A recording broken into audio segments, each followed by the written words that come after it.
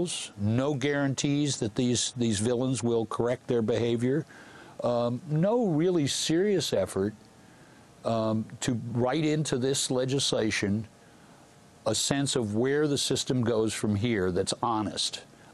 At this hour, I would settle for honesty. If the politicians in Congress and the officials in the Bush administration and a few people from the Wall Street would simply tell the people the truth about the situation, what they intend to do with the public money. Do you expect to get that? That would be a good start. Do you expect to get that from either leading political party presidential candidate, Obama or McCain? The short answer is no. I hesitate only because Barack Obama has marginally been a little more direct in suggesting that we have a big reform problem to deal with. Unfortunately, if you watched the debate a week ago, he took a duck, I think. And of course McCain did, but neither of them really stood up to the moment.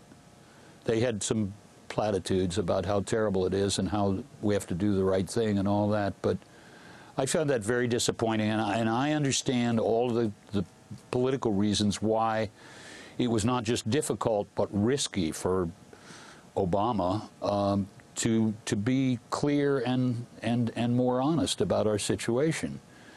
Why is it so risky? I mean, you have America up in arms right now, furious. That's what the Republicans and some of the Democrats were responding to in the House when they voted this down. Isn't it not only a critical moment, a teaching moment where people are open to hearing a different analysis and where else we can go? That is my view. And my view is that the American people are grown up and smart, and they know they're not getting the whole story from these guys, and they would be thrilled to hear somebody talk that way to them. That's my view. I'm just saying that inside campaigns, I'm sure the advice is, if you tell people the whole story of where we are and what's ahead, they're going to call you a naysayer and a pessimist and an anti-American and blah, blah, blah. And besides, it'll just put them in a sour mood. Or they will say, if you tell the truth about our situation, the blame will be pinned on you. Stand back, let it happen, and then once you're in office, you can deal with it. I think that's backwards, and I think American people expressed very clearly their desire to get to the truth of things. The campaign is not over. We've got another debate coming.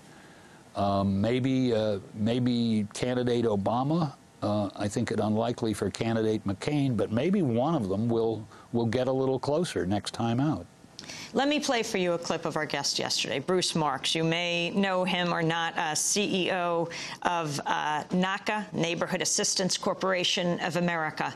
He said, say no to the bailout. The fact of the matter is, this thing should be killed. It should not happen at all. It does nothing, Amy, for the homeowners. And what we have to say to Congress, Amy, is we have to say, it's the foreclosure stupid. Just like Bill Clinton said to the first George Bush, is the economy stupid? We have to say to this Congress, it's the foreclosure stupid, and they have to do three things.